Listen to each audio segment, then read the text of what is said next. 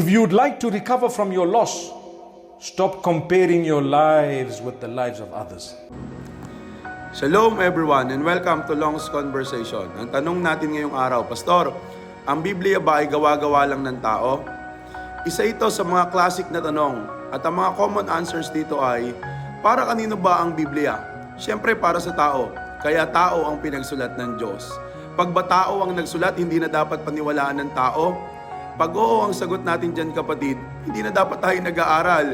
Kasi yung mga libro sa school na ginagamit natin ay tao lang din ang nagsulat nun. Pero sagutin natin ito, hindi gawa-gawa lang ng tao ang Bible. Ito ay isinulat ng tao pero sila ay may divine inspiration. Sabi sa 2 Timothy chapter 3 verse 16, all scripture is inspired by God. Ibig sabihin may human writers pero ang Diyos ang author nito. Parang may ballpen ka pero hindi yung ballpen ang may ideya yung nagsusulat. Apat na bagay na magandang makita natin dito. Number 1, unity of the scripture.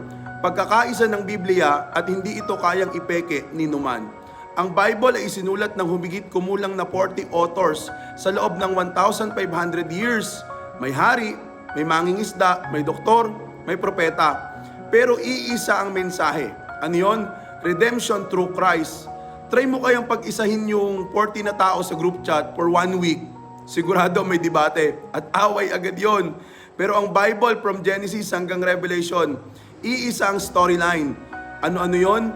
Paul, promise, redemption, restoration. Take note, halos hindi magkakilala yung mga writers dahil iba-iba sila ng panahon, pero nagkaisa sila sa pagsulat nito.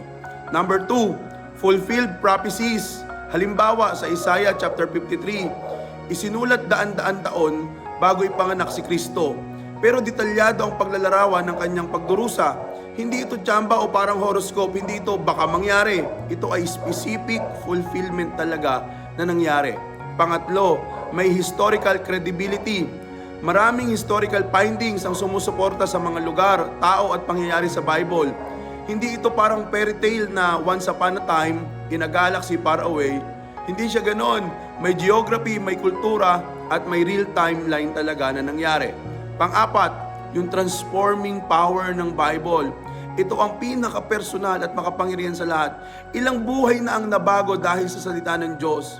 Ang isang libro pwedeng magbigay ng information, pero ang Bible, ang ibinibigay niya ay transformation. Sabi nga sa Hebrews chapter 4 verse 12, ang salita ng Diyos ay buhay at makapangyarihan.